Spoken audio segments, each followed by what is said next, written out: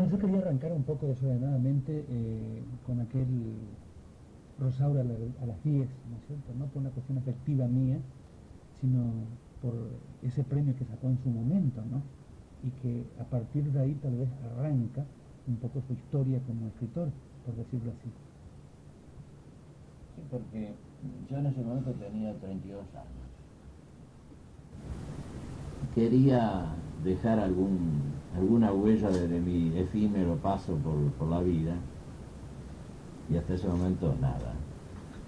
Como lo único que sabía era leer y escribir, entonces pensé en escribir, estimulado por un concurso, el concurso acá, cuyas bases leí en un diario.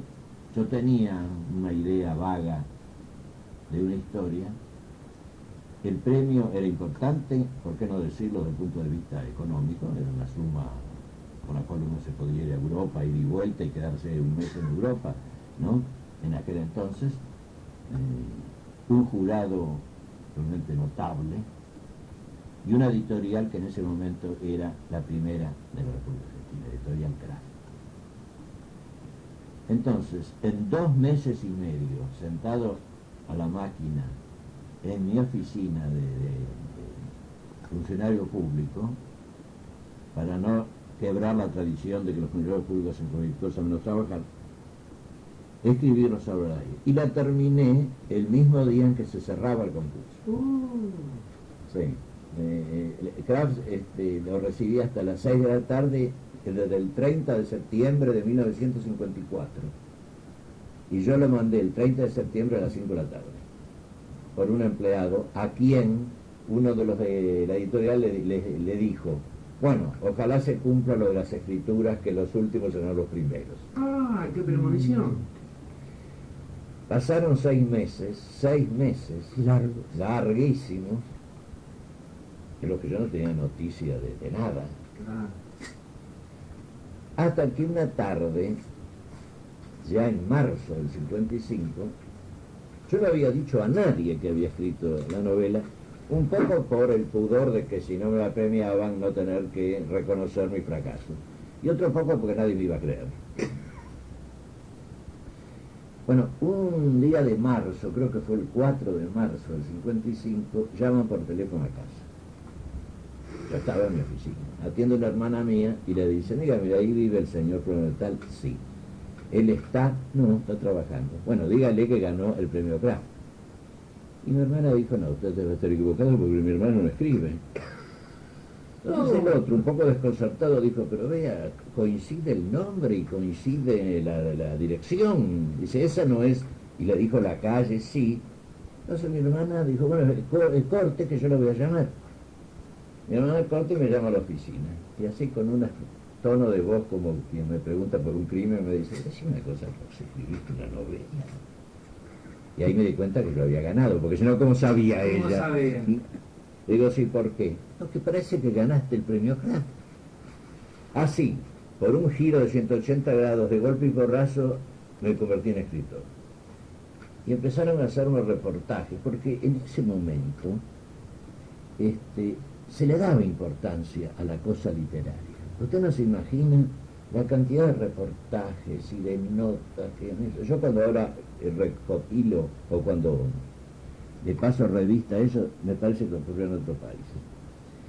Entonces me empezaron a hacer reportajes como si dando por supuesto que yo era escritor y que sabía de todo. Entonces me preguntaba qué pensaba sobre novelas que te dijiste. Yo no sabía nada de nada, porque no tenía la menor noción. Había leído de una manera muy hedonista lo que me gustaba y tenía lagunas feroces.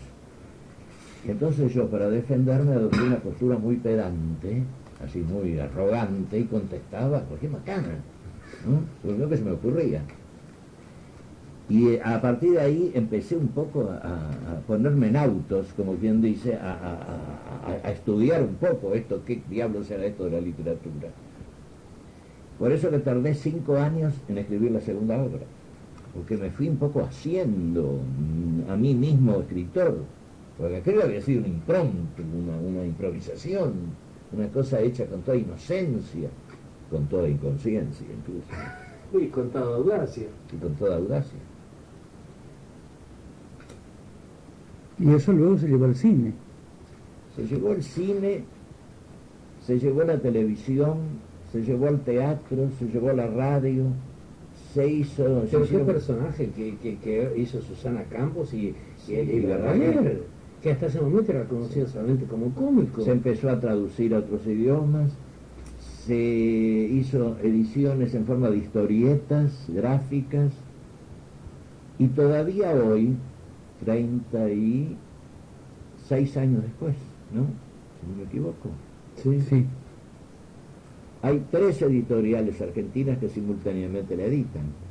Una para estudiantes, que es Huemul. Otra para su propio mercado, que es el Centro Editor.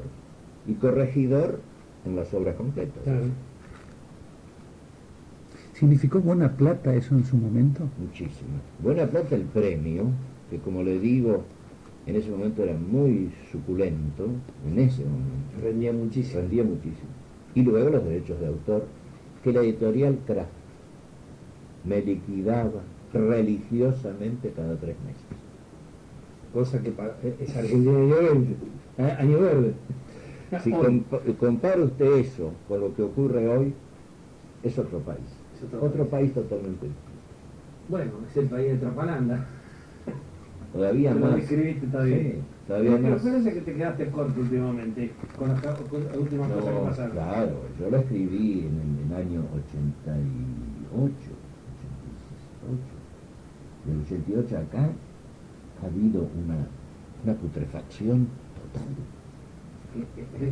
Y una a confesión de parte relevo de prueba, dicen los abogados, el caso Barrio Nuevo. En este país nadie gana plata trabajando. En cualquier parte del mundo hubiera durado 10 minutos en su puesto, nada más. Lo suficiente para firmar la renuncia. Fíjate vos que por televisión se dio una obra de Jacobo Lanzmann, muy buena y muy bien interpretada por Miguel Ángel Solá, Graciela Dupont y Selva Alemán. Es el conflicto doméstico entre un senador, su mujer y la tercera, que es la hermana del senador. Miguel Ángel Solá hizo una interpretación espléndida. El senador con leve acento provincial. Y ahí se expone la podredumbre moral de este matrimonio, las peleas entre ellos y qué sé yo, a tal punto que la obra termina que los dos, después de pelearse durante toda la obra, por intereses terminan dando una imagen de matrimonio bien avenido y van a una fiesta. Y la cuñada, viendo eso, termina, mira a la cámara y dice, pero son un par de hijos de puta. Inmediatamente un funcionario quiso, no se sabe si por instrucciones de quién, iniciar una querella contra todos ellos, porque decía que afectaba la figura del presidente de la República. Es lo quemó el Lo presidente. dijeron ellos. Lo quemó el mismo. ¿Y por qué se dieron por aludidos? Claro, ahí desde el punto de vista Después se dieron cuenta que metían la... y desistieron.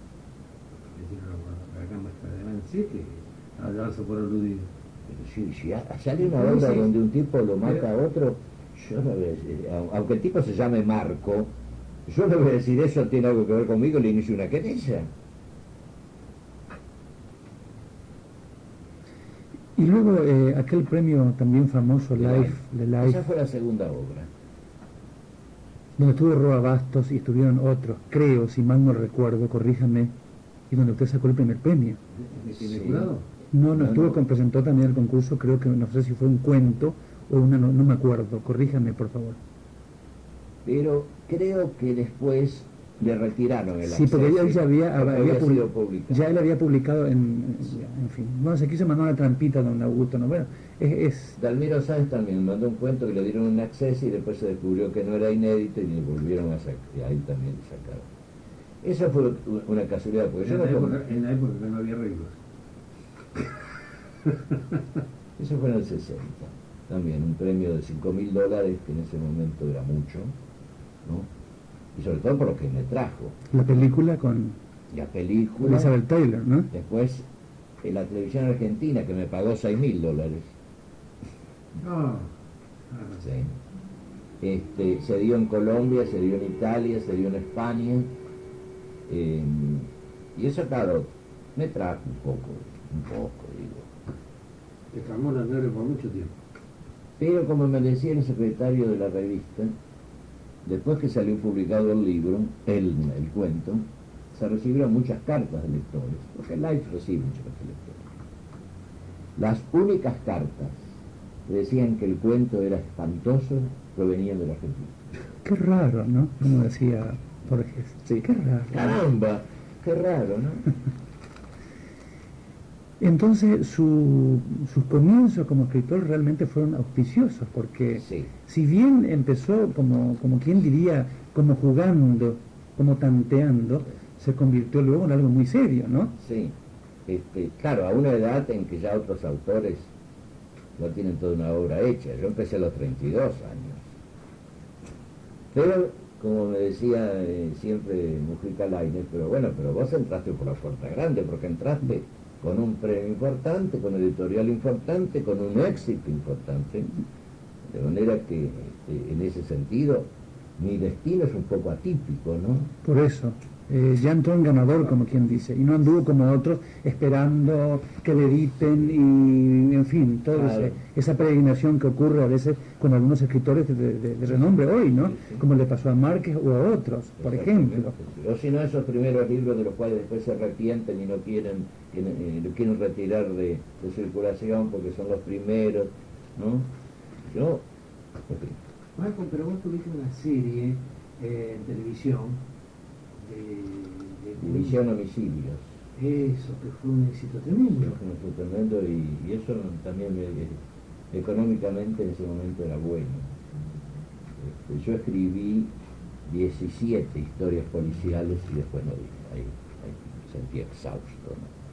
Porque ¿Y esas hacer 17 historias... historias policiales no darían para que las incluyas en un libro? Cuentos policiales, por ejemplo, de Marco Negri. Nunca se me ocurrió.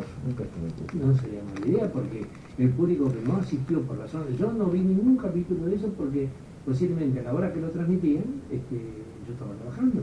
Yo he visto. Tantas personas. Tuvo mucho éxito Slavin. José Sí, Slavin, Jorge Lavin, que falleció después. que después de un tiempo falleció, estaba muy enfermo.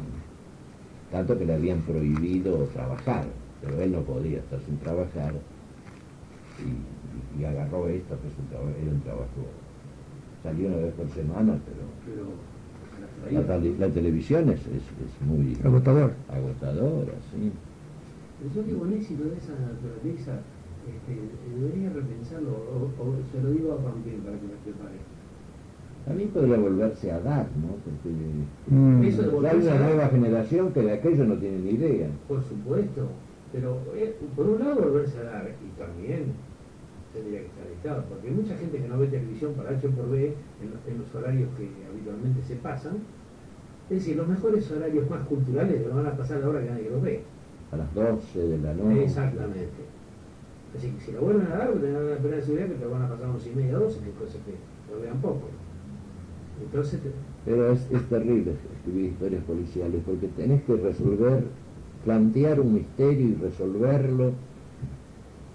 Y cada semana uno, es terrible, porque cuando yo terminaba de escribir una historia tenía que empezar con la otra. ¿Y cómo se las arreglaba, don Marco, para eso? Bueno, durante todo ese tiempo no hice otra cosa, yo no pude escribir una línea de otra cosa, yo estaba dedicado a eso. Y había días en que yo estaba histérico porque no se me ocurría nada. Entonces me decía el productor, pero no te preocupes, agarra un poco de Agatha Christie, otro poco de hacer una melange, y alguna vez tuve que hacerlo, porque me llegaba el momento de entregar el libro y no se me ocurrió nada. Son muchas historias. Después entonces yo se lo pasé a otros. ¿Qué opina? Se dice, es decir, algunos críticos sesudos dicen a veces que la novela policial está considerada como un género menor. ¿Qué opina usted? Yo creo que los únicos menores o mayores son los autores, pero los géneros, no hay géneros menores ni géneros mayores. Es como si usted me dijera, el lead, es decir, la canción es un género menor y la ópera es un género mayor. Resulta que hay óperas que no valen absolutamente menos que lo que vale un solo lead que dura 10 minutos. De manera que no es que los géneros sean mayores o menores. Sobre todo, Son los autores los que son grandes o pequeños. ya que tocaste el tema, en la película El grupo de familia, Sí. en la parte que bueno, cae con unos hijos que recibe el muchacho los mira y pone uno, que es uno de Mozart, que nunca lo metí en ninguna ópera, pero es una barbaridad. Sí, sí, por eso te digo. Yo puedo escribir una ópera que dure 5 horas y ser un mamarracho total, y un lied de Schubert o de Schumann vale más que toda esa ópera, Exacto. ¿no? Ahora, en la novela policial hay obras maestras de novelas policiales. No se lo diga a Edgar Allan Poe. Pero claro, Wilkie Collins tiene 2 obras maestras: La piedra lunar, en la cual yo me inspiré, y la mujer de blanco, 2 obras maestras. Y no es que no se propone ser policial, pero que adopta la estructura policial, gana mucho en interés, en intriga, en misterio. Qué sé yo, ¿qué le podría decir? Las 2 Sicilias de Ernesto Leña es una novela donde ocurren crímenes. Él no se propone, como se propone un autorcete cualquiera, la intriga y la revelación final. No, él quiere expresar algo más, otra cosa, pero adopta la estructura policial y eso le da a su novela un interés increíble, ¿no? Pues yo interrumpo, digamos, el tema, porque estaba buscando, no me acordaba el nombre de quién dijo esta frase tan interesante, a propósito de Antonio Machado dijo: los escritores se parecen a las prostitutas, se pelean pero se buscan y se besan. ¿Y cómo ocurre eso? Menos mal, ¿no? Y acá puedo decir con conocimiento de causa, que es vos populi, que vos estás completamente al margen de todas esas vanidades y todas las estupideces. Totalmente. Yo no frecuento los ambientes literarios. No, Si tengo algún amigo que sea escritor, es por amigo y no por escritor Exacto. que viene acá. No frecuento los ambientes literarios donde... Es decir que, digamos, Antonio Machado y vos pensás exactamente lo mismo. Sí, sí. Es notable. Además, una cosa, yo creo que el Bien, escritor... para cuenta, ¿saben qué? De lo que dijiste que en cartas de los lectores de la revista esta, solamente las críticas que vinieron fueron de Argentina. Así es. Todas envidia. Pero además el escritor, yo ahora hago una vida monástica, pero yo durante muchos años he sido muy nocherniego, muy noctámbulo. Y el escritor tiene que conocer ambientes distintos de los escritores, porque si no finalmente escriben entre sí, ¿no? Intercambian figuras entre ellos. El escritor tiene que salir al mundo y ver qué piensa, cómo vive, qué hace, qué no hacen los otros. De manera que el escritor que está encerrado en el gueto de los escritores, finalmente escribe libros de libros, nada más. Y hablando de una cosa parecida, por ejemplo, escuché un comentario de muchos veces que oigo por Radio América y por la Tercera Suero también. Ah, de Nacional. Sí, un comentario que hiciste, digamos, sobre las letras del tango. Algunas letras del tango son poesía pura. Sí, hermoso.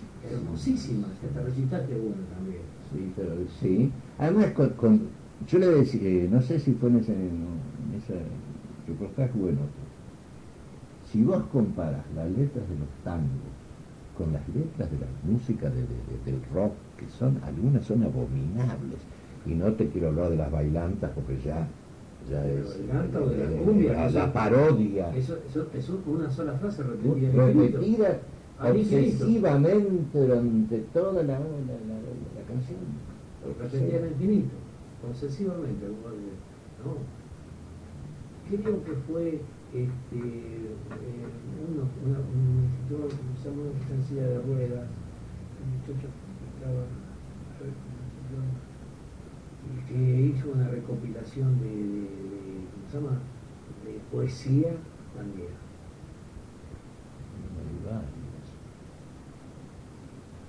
Y el que trabaja mucho sobre el tango es Pampín. Pampín, sí. Pero mira, yo te voy a citar una línea de una letra de tango de Cadícamo, que es el único ejemplo que yo conozco en que en una línea está el presente, el pasado y el futuro. No sé cuál es. Hoy, presente, vas a entrar, futuro en mi pasado. Es genial eso. Hoy vas a entrar en mi pasado. Pero es una maravilla. Qué Es síntesis. un vuelo, Es- es un vuelo poético Pero inconcebible. inconcebible. Es hermosísimo. Las letras de Mansi, Romero Mansión. sí. Pero son bellísimas. Bellísimo. Pero desgraciadamente, por ejemplo, tenés esta división de FM tango, y que te pasa, digamos, 30 tangos nada más, o ponerle 28. No hace más que recambiarlo y hacer Sí. lo mismo. Vos sabés que yo empecé escuchándole y ya me harté. Yo también me harté, Sí. son siempre los mismos. Siempre, Pero, escúchame, Sebastián Viana tiene arriba de 300 milongas escritas y otra cantidad sin editar.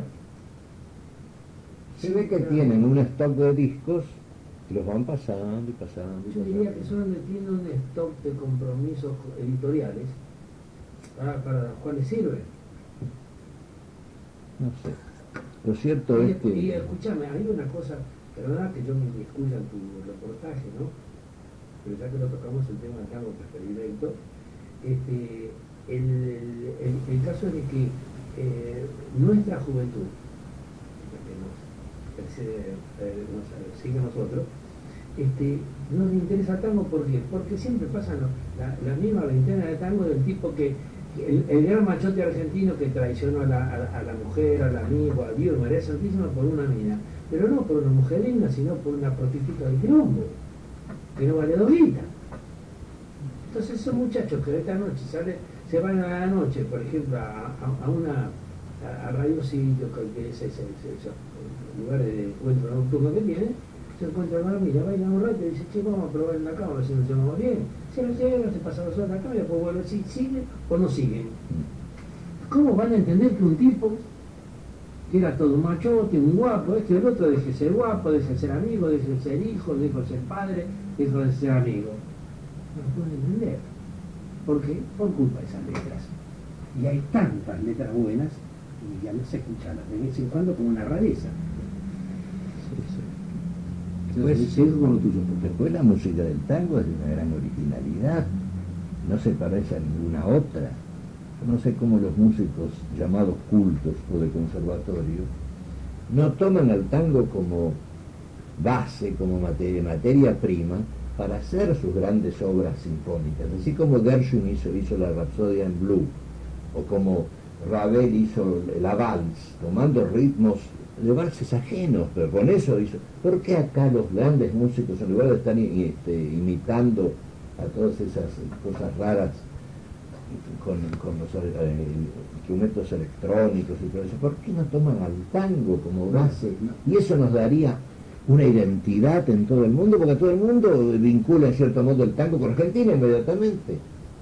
Tango y Argentina en eso está Piazzolla. Piazzolla, pero es el único. El único.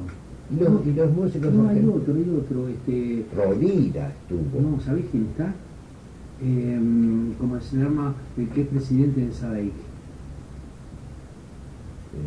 Stampone. Que tiene unas orquestaciones con músicos, es una barbaridad. Bueno. Pero es diferente porque no deja el tema inicial. Claro. Lo continúa Sí, sí, con un vuelo poético y después vuelve. Sí, yo lo conozco. Acá hay un bandoneonista que muy pocos argentinos conocen. Lo conocen en Alemania, en Italia, en Francia, que es Alejandro Barletta. Gran amigo. Es un gran músico. compositor. Gran compositor. Tiene un concierto para bandoneón y orquesta hermosísimo. Tiene unos tangos astrales, espaciales, que son preciosos.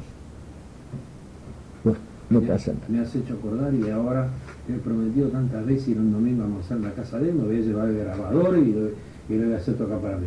Sí. Que yo una vez le pregunté, le digo, ese es Alejandro, ¿por qué los bandoneonistas hacen todo no, usted los vio, ¿no? Me dice, no, eso es puro teatro. Digo, se necesita hacer toda esa mímica. Dice, no, lo hacen para la gente. Él toca el bandoneón como antes, que eran hieráticos, Sí. que vayan sacerdotes que estaban haciendo no sé qué manipulación sagrada, ¿no?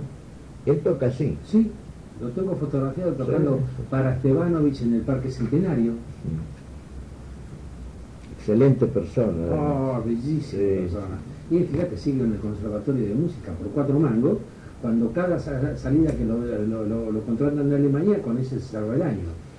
Así es. Su pequeño café, ¿se acuerda? Sí. Aquel librito luminoso que, bueno, a mí fundamentalmente me impresionó mucho, ese personaje tan bien y maestramente pintado. Esa novela tiene su historia también. ¿No sé? Sí. Resulta que un amigo mío, que hasta ese momento se ha dedicado al teatro, entonces llamado vocacional, dijo, quiero ser editor, pasarme a editor de libros. Entonces tenés que escribirme un libro y ya, rápido, porque quiero salir ya. Las cosas te pasan así. Y entonces yo me puse a escribir un pequeño café, entonces terminé el primer capítulo y él se lo llevaba. Como yo no hago copia, hice el segundo capítulo y se lo llevó. Y así fui haciendo capítulo por capítulo sin más apoyo que mi memoria respecto de lo que había escrito en los anteriores, Sin otra ayuda. sin otra ayuda.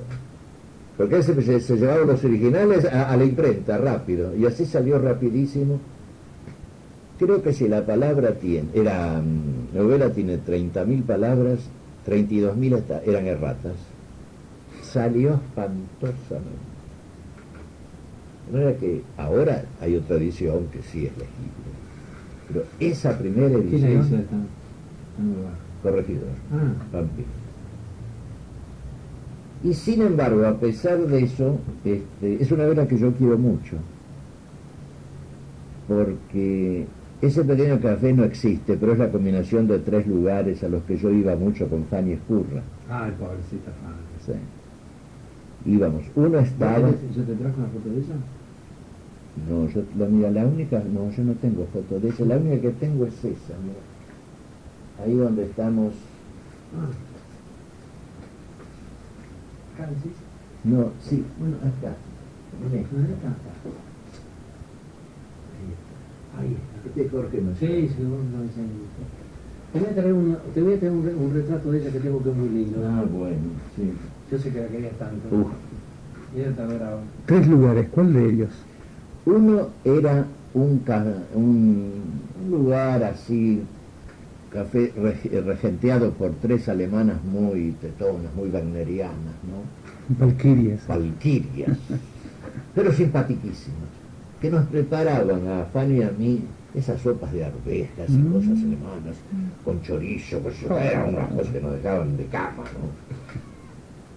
¿no? Otro lugarcito suizo que había en la calle Lavalle,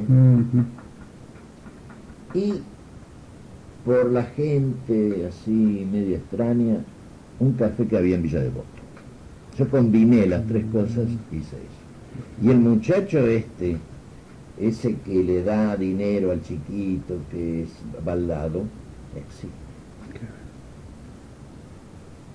Solo que yo lo conocí en 2 o 3 restaurantes muy paquetes, cuando yo podía ir. Y era un muchacho muy hermoso. Estaba sentado, sí, cada vez que lo vi con una mujer distinta. Buenosísimo y se ve rico. Se levantaba y vos tenías que apartar los ojos. Porque eran estos que caminan todo así. ¿Viste? Con muletas, pero todo contorsionándose. Se ve que había tenido un accidente o algo, no sé qué. Pero estaba sentado, Eran Adonis. era un Adonis. Y al levantarse había que apartar la vista. Entonces yo dije, este personaje es mío. La mujer esa que va siempre de colorinches también existe. Yo la conocí en el Molino. Era una mujer grande, gordota, notoriamente extranjera, que tenía una característica. Cada vez iba sombrero, vestido, zapatos y cartera de un solo color. Por ejemplo, todo verde, todo rojo, todo negro. Se sentaba siempre sola. Además, una mujer con sombrero es una mujer que a uno le llama la atención, ¿no es cierto? Porque es como una especie de extranjera, de turista, de huésped, ¿no? Es la intrusa. Es la intrusa. Y ahí Molina se sentaba y sacaba una larga boquilla de ámbar con un largo cigarrillo rubio y fumaba cigarrillo tras cigarrillo. Pero como hacía así, muchas veces alguien pasaba y le llevaba el cigarrillo, se lo doblaba en dos, ¿no? Ella entonces lo tiraba, recomponía, y siempre con la mirada perdida en sus recuerdos, seguramente. Uno de los tantos náufragos de la guerra en Europa, ¿no? Eso es seguro. ¿No serían esos cigarrillos que eran rubios con una boquilla dorada y en vez de redondos ovalados, creo que se llamaban caravana o algo así? No sé, mira, no me acuerdo. No, sé yo que me refiero por el estilo. era largo, Sí, el sí, cigarrillo sí. muy largo y la boquilla era boquilla de artista de Bank, del cine mudo, de Clara Bow, de Jim Howard, cosas así, Y ¿no? con todos esos elementos compusiste. Claro, después el matrimonio judío en realidad convertí en matrimonio a una mujer, porque la que yo conocí es otra mujer, que esa iba siempre a ese que está en Maipú y Córdoba, St. James. Yo iba mucho a St. James. Y muchas veces... María Ramírez.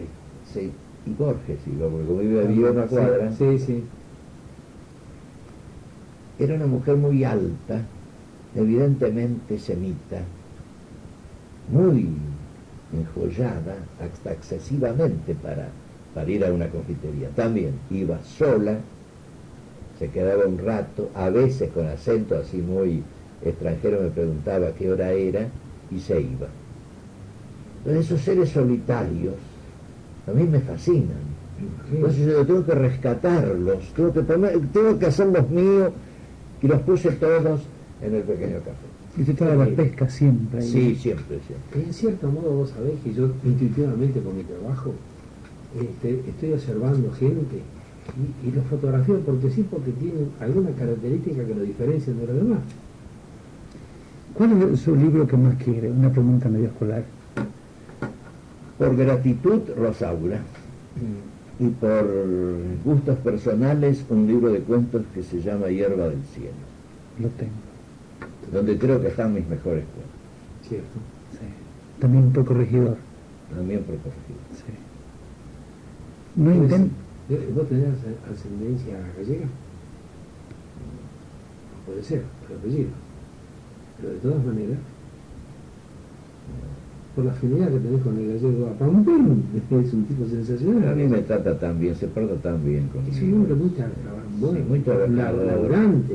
A él con su aspecto de almacenero, pero es un hombre que trabaja mucho, se preocupa mucho. Es un hombre que tiene una familia. Sí, no, Todos mira, trabajan. yo lo perdono muchas cosas, a veces se hace el gil y pasa el tiempo y no me paga, pero después viene. No, sí, de Nevi, Marco, y mi segundo apellido, Busquiazo. Ah, Yo soy sobrino del arquitecto Mario J. Busquiazo. ¿sí? No sobrino así, no era hermano de mamá, era primo de mamá. Mamá era María Eugenia Busquiazo. Era prima de Mario J. Busquiazo y sobrina de Luis Busquiazo, que era un ingeniero que tiene una callecita acá en Barrio Norte, Luis Busquiazo, una callecita que termina en Libertador. Ingeniero que hizo muchas cosas acá, eran aquellos inmigrantes que venían a levantar el país, no a chuparle la sangre. Cierto. Y lo levantaron. ¿Qué te decidió a reescribir la novela esa? Esta, porque me pareció que la otra no satisfacía. Como si tuviste mía culpa de haberle hecho. Sí, no, decía, no le supe sacar provecho a un hecho de la realidad. Sí, porque sí. Eso ocurrió en Rosario. Yo dije, no.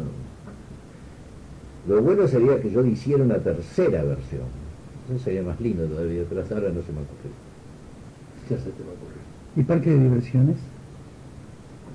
Bueno, el parque de diversiones es un poco de recopilación. Yo tenía cuentos publicados, entonces, como ahí también el marido de Aide Joffre Barroso al doctor Tarnopolsky. Quiso también fundar una editorial y me dijo, dame un libro.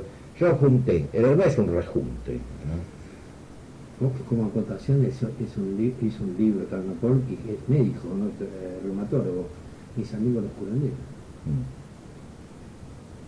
O sea que desde su comienzo, repito, Marco de Nevi no tuvo, esa mala suerte, llamémosle así, de los escritores que empiezan a tener que buscar y esperar tanto tiempo, ¿no? Sino que entró por la puerta grande. Y yo le doy mi palabra de honor de una cosa.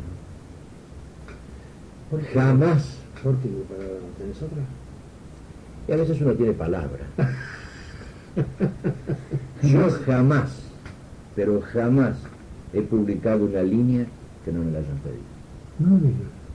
Nunca yo he ofrecido nada. Qué grande eso, qué grande eso. Nunca. Si yo escribo a La Nación, porque un día me llamaron y me dijeron, de Nevi, de parte del doctor Mitre, que usted colabora en La Nación, mande todo lo que quiera y sobre el tema que usted quiera. Yo creo que no hay otro escritor en el país que haya tenido esa experiencia. Jamás he pedido nada, nunca a nadie. Yo desde que gané el premio Life, jamás me volví a presentar en ningún concurso. Por razones cabalísticas, diríamos. No, porque me parece que si alguna función tienen los concursos, es darle oportunidad a quienes no la han tenido hasta ese momento. Aprovechar uno que ya la ha tenido para volver a entrar es decir, a repetir esa ganga, a mí me parece que no está bien. En cierto modo, salvando la diferencia, aunque parezca una metáfora, pues tenés un paralelo en la actitud tuya con la actitud de Florencia Cardó cuando, becado en Hamburgo para una especialidad, cuando termina medalla de nuevo PMZ, etcétera, entonces le llaman aparte y le dice el doctor, le ofrecemos que se quede acá como profesor, ¿no? Por tal y tal cosa. Dice, le agradezco muchísimo, pero no puedo aceptarlo. Y después, ¿sabe por qué? ¿Prefiere algo más, otra comodidad? Dice, no señor. No, doctor, dice, lo que pasa es esto. En mi país, la educación, desde la primaria hasta mi recibimiento como médico, la pagó el pueblo argentino. Yo me debo ahora a ese pueblo a no darle las cosas. Es mi ética. Entonces los alemanes comprendieron, los felicitaré. Es decir, yo establezco el paralelo, tengo la mitad de los dos, pero digamos la ética es una sola, cosa que se va perdiendo, y encontrarla, hallarla, vivirla, así sobre todo entre gente amiga, es como para cultivar una bella rosa, como le dijera el poeta, ¿no? Tampoco me he presentado jamás al premio municipal ni al premio nacional. ¿Ah, no? No, nunca. Porque eso de que yo tenga que ir, digo yo no porque yo el ego, sino porque el propio escritor tenga que ir con 5 ejemplares, ponerlos sobre una mesa y llenar un formulario donde solicita. Yo eso no lo hago. Que me den un premio, son todos los premios que tengo desde entonces, son todos los premios que me dieron sin que yo los pida.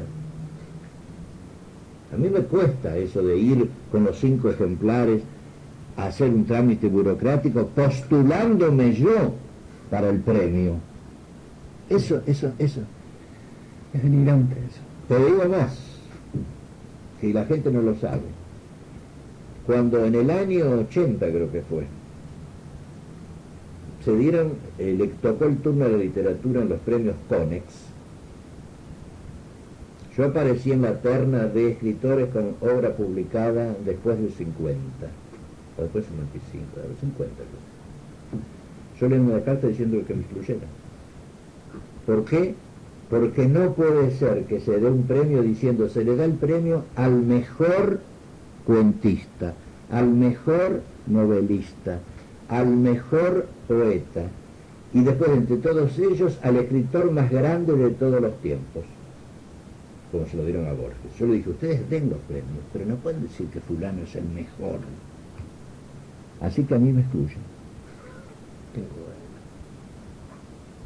Qué bueno. Felicitaciones. ¿Y hasta ahora está conforme con todo lo que ha escrito? No. Siempre hay una obra maestra que uno la piensa y nunca la escribe. Son todas aproximaciones lo que uno escribe, aproximaciones a la obra que hubiera querido escribir. Es el inconformismo lo que vale. Pero tiene el mismo, diríamos, el mismo ímpetu, la fuerza, las ganas. Por supuesto, Sí, porque es sí, un sí. motivo conductor, literatura. Y le ha añadido, a fuerza de, casi diría por la fuerza de la circunstancia, le ha añadido oficio que yo antes no tenía. Porque como ahora no hago otra cosa, como pretendo vivir de lo que escribo, entonces eso me ha dado el oficio. Es decir, aquello que antes me costaba un mes, ahora me cuesta una semana. Es como quien dice ahora, escritor de tiempo completo, Sí, de tiempo completo. Sí, afortunadamente. sí, sí. No, Diga porque que- ha renunciado a muchas cosas para eso. Y sigo renunciando, porque te proponen cada cosa Sí. absurdas, Ujú. absurdas. Tener una audición de 3 horas en radio todos los días, por ejemplo. Lo cual significa que yo tendría que estar dedicado a eso solo, porque yo no puedo armar una audición que dure 3 horas todos los días por radio. Y eso se lo piden a un escritor. Yo no, hay cosas que no entiendo. Ahora que digo escritor, hay una vieja, diríamos así, polémica que persiste. Muchos escritores están a favor y otros en contra, naturalmente, de la cuestión de la SAD de hacer una especie de gremio para que le defienda el escritor. Es decir, ¿cómo ve Gremiación del escritor. ¿Cómo ve usted todo eso? Para que realmente, no dejando de lado la política gremial y todo ese tipo de cosas, que haya una SADE o una, como llaman en otras partes, Un gremio una de unión de escritores, pero que realmente los defienda, los promueva y los respete y se encargue de recaudar, digamos, o de cobrar sus... Derechos con una comisión para la SAD. No, Me parece excelente la idea. Ajá. ¿Y Pero qué pasa que excelente. no? Sí, Espérame, permití. Te transmito una inquietud de una persona que realmente lo dice. ¿No te animarías a escribir una nota en La Nación sobre este tema? Sí, la escribí. ¿No la leí? Sí. Cuando se puso en el tapete, porque estaba en el Congreso, la ley del libro, Sí. todo eso, que estaba en manos de una señora senadora Malarro de Torres, ex docente. Yo hablé con ella por teléfono y me di cuenta que si fue docente, pobres alumnos, ¿no? Y ahí la SADE, y yo lo apoyé, que era que la SADE fuera el ente recaudador de los derechos de autor, que interviniera en los contratos y que se quedara con un 5%, que al final no hubo escritor que no protestara, pero ¿por qué me van a sacar el 5%? Y además, yo quiero entenderme individualmente con el editor, que yo me arreglo con él, porque tiene que venir la SADE. otra cosa, ya que estamos hablando del tema, que tiene que ver con esto. Muchos escritores no quieren que se vea que se diga que el acto de escribir es un oficio, porque parece ser que lo bastardea o le baja, digamos, de estatus. Yo creo que hay una confusión al respecto, ¿no es cierto? Uno que dice, no, yo soy profesional, porque un zapatero cobra, caramba, un verdulero cobra, un hombre que hace una silla cobra, mal o bien, pero cobra. El escritor va a un suplemento, no digo que sea el caso suyo, y le dan 2 pesos en chirolas. Y Y entonces, ese no lo tiene que pagar él. no, si no dice, por favor me lo publiquen, está ahí 3 meses, lo tiene hasta que lo publique él. ¡Ah! Bueno, ese tipo de cosas, ¿cómo se puede ir minando? ¿Cómo se puede ir...? Yo creo que con el ejemplo, lo que decía Bernard Shaw. Bernard Shaw decía, yo cobro mucho para empezar a que los editores aprendan que el escritor cobra. Hay que acostumbrar a todos a que el escritor tiene que cobrar, como cualquier otro. Y eso no lo rebaja en absoluto. Porque el escritor no está ejerciendo una especie de apostolado espiritual, ¿no? Donde le cae el maná del cielo y se alimenta de no sé qué, del pan de los ángeles. De manera que yo nunca he negado que escribir es una profesión. Y yo estoy con Ravel, que decía, el artista es como el relojero suizo. Todos los días sentado a su mesa a escribir. El 90% de lo que escriba irá a la basura, que importa, pero el 10% que queda Es lo que vale. es lo que vale, y vale también por el oficio. Yo puedo tener mucho talento, pero si soy un chapucero, yo puedo ser un talentoso carpintero, pero si no conozco el oficio del carpintero, voy a equivocar las vetas de la madera, ¿no es cierto? Y además, una cosa notable, en el caso tuyo particularmente, que vos no eras escritor, lo hiciste y te fuiste fabricando a vos. Sí, pero natural. Para Yo me poder fui fabricar. haciendo. En ese sentido, y disculpe la pedantería, yo me comparo con Verdi. Verdi era un hombre que había estudiado música muy elemental en su pueblecito, porque en el Conservatorio de Milán lo rechazaron porque no había vacante. Entonces él volvió a su pueblecito en Buceto y ahí, bueno, sus primeras óperas son muy elementales, son muy primarias, es un tachín, tachín. Claro, si no sabía. Poco a poco él fue estudiando y haciéndose solo, y llega a las cumbres de sus últimas obras. No hay biógrafo de Verdi que no te diga que es admirable ese arco de su vida y de su obra, que empezando de esa cosa tan primaria y elemental, llegue a Otelo, a Falstaff, a Aida, y él solo se hizo, solo estudiando y buscando y viendo lo que las partituras ajenas. Eso un poco méritos y virtudes artísticas aparte es mi caso. Yo me he hecho solo. Desde aquel potrillo que escribió Rosaura, que ahora yo la releo y digo, Dios mío, ¿cómo tuve el coraje de escribir una novela? Y me salió bien, pero me salió como pudo salir como amarracho. Bueno, personas esas corazonadas que te dan de ti. Sí.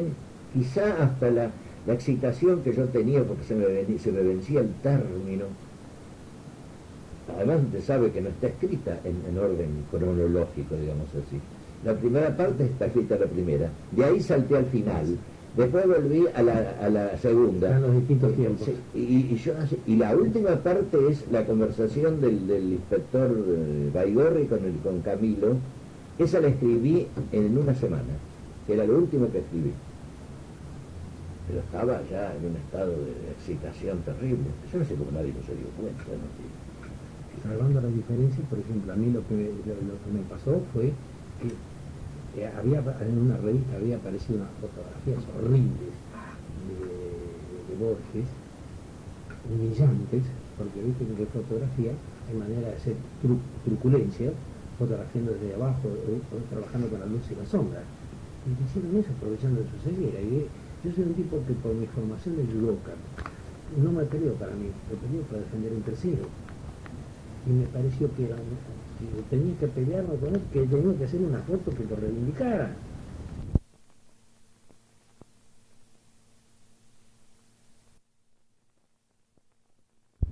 De todos modos, mi verdadera vocación ha sido, es y será otra, ¿no? Que nunca pude satisfacer, es la música. Yo hubiera sido un excelente compositor de música. ¿Ah, sí? ¿Estudiaste algún instrumento? No. Mi padre me mataba si yo le decía que quería ser músico. Atorrante, tenés que buscar una carrera que de la cual puedas vivir, me hubiera dicho. Y se hizo abogado. Sí. Pero sin vocación ni Trabajaste en el correo, ¿no? En la casa. En el correo. Ya en casa había una música que era mi hermana, que se recibió, fue concertista, fue profesora. Y yo al lado de ella, yo tenía un ojo puesto en el libro y el oído puesto en el piano. Me di el gusto de todos modos. Las dos versiones de Ceremonia Secreta en televisión tienen música mía. ¿Ah, sí? Claro, pero no sale eso porque iba a decir ¿qué música? Yo me sentaba al piano, la primera vez fue muy lindo. Yo, en un estudio Radio Splendid, Ese dato no lo conocí, es inédito. sí, yo me senté en el piano y estaba Mito García, que era un excelente organista, ¿no?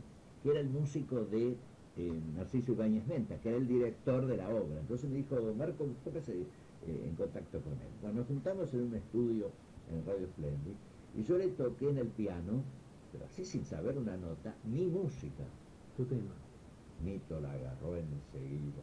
Pero mira, fue algo tan notable. Y empezó a darle un vuelo, una cosa que yo maravillado estaba de ver la metamorfosis de mi tema con todo lo que hizo. Y eso salió por televisión. En la segunda vez, en el Canal 13, me junté con May Rivas. Y dije, vean, en el mismo caso, vean, yo tengo una idea para una canción que sirva como leitmotiv en la obra, que es sobre la Annabel Lee de Poe, ¿no? Así que la letra era la de Annabel Lee y esta música. Entonces yo, con pánico, y siempre me acuerdo, en el piano, y me dijo, sí, sí, sí, sí. Basta. Se sentó. Me levanté, yo se sentó él, y salió una canción hermosísima. Qué notable. Decime, ¿Fanny escribía? No. Escribía y por eso de que había vos la música de fondo, jamás me tuvieron claro. Yo digo también, yo vivo un drama tremendo. A mí me gusta de chico la música. Chico, de 12 años. Pero resulta que tengo un oído solo, así que no puedo oír música estereofónica. Te falta la mitad. Bueno, pero yo digo general. A mí si se te llega a caer algo acá, siento el ruido, pero no sé si a la derecha... Pero no sabes localizar. No puedo localizarlo. Por eso a mí me gusta cuando ocurre, ¿no? Yo tengo una colección de discos, muy linda, pero me pierdo la estereofonía.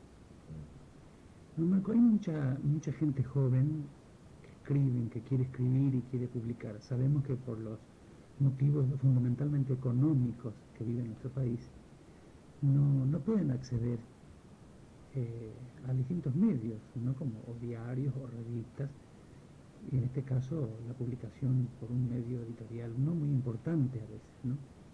Repito, por lo económico. Y los concursos hoy también no abundan. No, cada vez abundan menos. ¿Y qué le aconsejaría a un joven que quiere escribir, pero de verdad, no aquellos que escriben ya y están siguiendo y tienen una vocación? Claro, ellos están en este círculo infernal, diabólico, que no los publican porque no son conocidos y no son conocidos porque no los publican. Claro. Y ahí que también hay que comprender al editor. El editor a veces no puede arriesgarse, ¿no?, a editar un libro del cual a veces le quedan todos los ejemplares, ¿no es cierto? Pero en fin, si le gusta escribir, va a escribir de cualquier manera. Pero escribir no cierra el ciclo, porque uno no escribe para uno mismo, eso no es verdad. Gaetán Pitón tiene una frase bien ejemplificadora. Si un escritor fuera el último ser que queda en el mundo, no escribe. Uno escribe no pensando en determinado destinatario de lo que escribe, pero siempre con la idea de que está hecho para otros, para que lo vean otros. Y bueno, ¿qué les puedo decir en este país? ¿Qué les puedo decir? Si a un país, a la sociedad argentina ya no le importa el destino, no de los noveles, no le importa el destino ni de los consagrados. Y bueno, hay que escribir. Algún día a lo mejor la trama del universo es tan rica, tan vasta, tan compleja, que a lo mejor les permite, como me lo permitió a mí en aquel momento, salir del puro escribir a eso que es ser leído. Sí, es muy importante. Otra cosita, última. Hay no diría una discusión, pero sí distintas opiniones al respecto, como es natural. Que algunos escritores están a favor de que un escritor joven o nuevo o recién venido se pague su edición con sacrificio, prestando, haciendo un préstamo y publique su obra primero, ¿no? Y muchos dicen que eso es algo estúpido, algo tonto y que no debería ser así, ¿no? Es lícito pensar de manera tan terminante, ¿no? Bueno, si puede hacerlos, si puede reunir el dinero suficiente para él financiarse la edición, sin que eso signifique empobrecer su vida, que lo haga. Me parece muy bien, porque al fin y al cabo ya el libro está, y bueno, siempre va a haber algún joven secreto, como lo decía la Galería, ¿no? Algún joven secreto que le va a leer, le va a gustar, y ahí puede empezar la cadena, ¿no? La cadena tan abierta. A mí lo que no me gusta es que por publicar un libro